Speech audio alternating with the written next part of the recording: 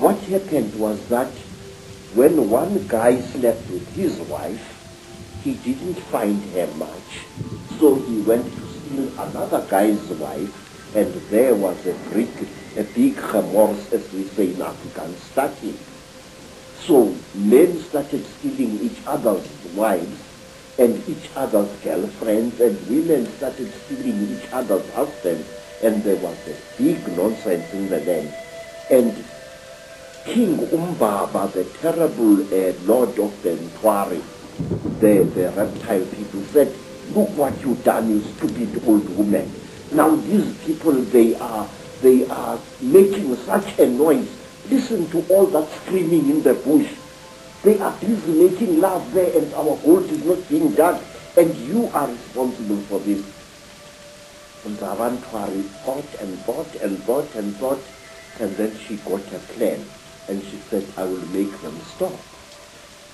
When they make love to each other, the female is going to get pregnant.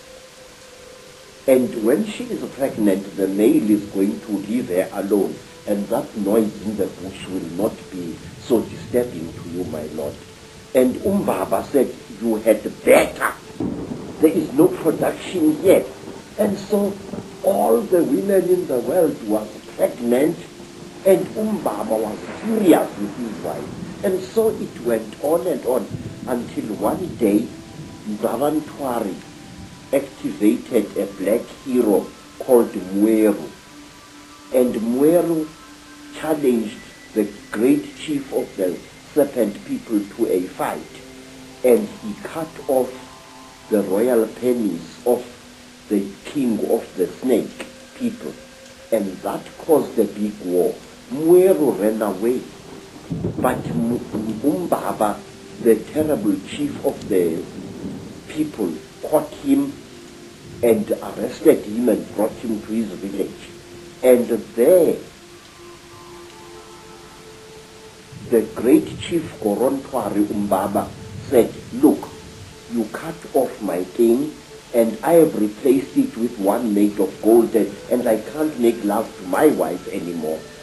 You think too much, you wretched little human being." Now Umbaba had a terrible nail in one of his hands, a claw.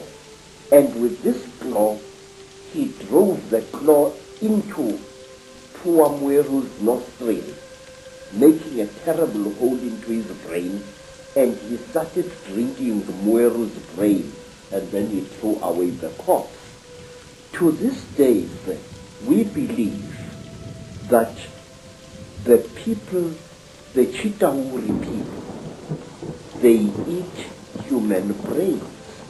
And strangely enough, scientists have found skulls where the human brain has been removed and eaten by someone or something. Well, hearing you speak here, so many things come to mind. First of all, you're saying that telepathy was the key form of communication for the Chitauri, the reptilian thing. Yes. And I guess it's like a muscle. When you use it, it gets more sensitive and more powerful. So the more you use your telepathy, the more powerful your mind was. And then when language came, it almost brought us into the three-dimensional world and disconnected us from that mind power. Yeah. Yes. And it's also interesting that with the story that you talk about the language being given, and then the different languages being given. Of course, that turns up in the Old Testament, in the Bible. It turns up in stories all over the world about the fact that we were divided by language, so we couldn't communicate.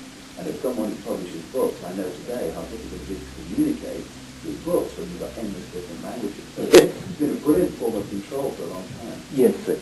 Even now here in South Africa, today, sir, black people prefer to speak to each other in English if they belong to different tribes. And they have even, over the many decades, black youths have even created a lingua franca of their own, which we call Tsotsi language, which is a mixture of African words and Afrikaans ways. They do this in order to bridge the incredible language gap which exists between black people in South Africa. Let me show you an amusing thing, how different languages are.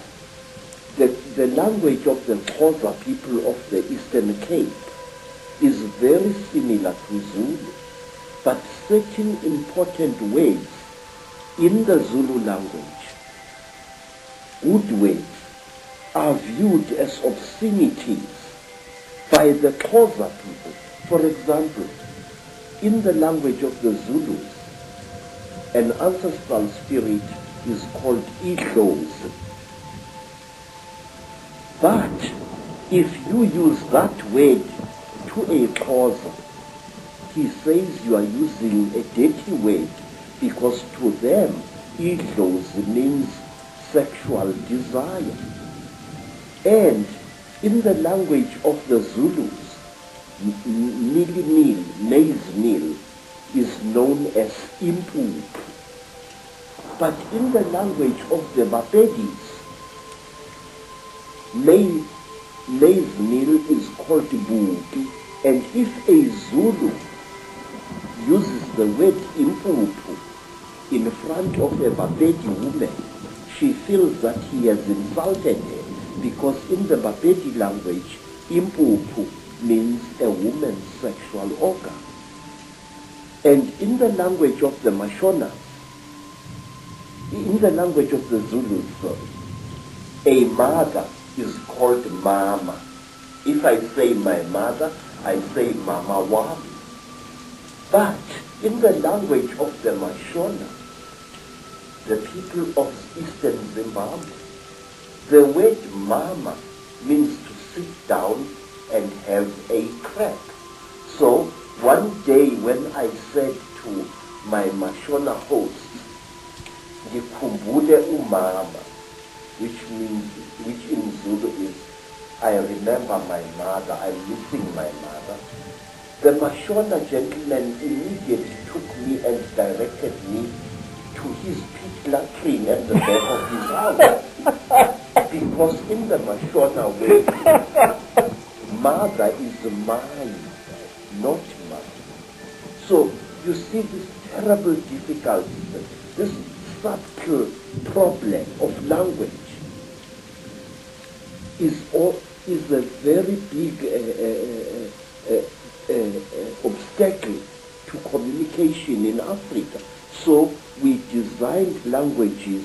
There's another language called Fanagalo, which is a lingua franca consisting of African words as well as nonsense words and Zulu words, which was used a lot in the mines in the 1930s, 40s and 50s.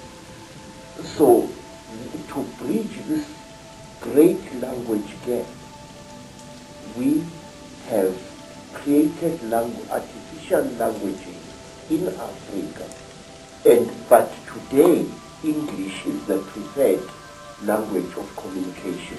Some say we should learn French, also another language of communication in Africa. Some of the problems of language can be funny, but it is the same situation, the divide and rule, that is actually, in other expressions, created this tremendous turmoil in Africa and other places in the world.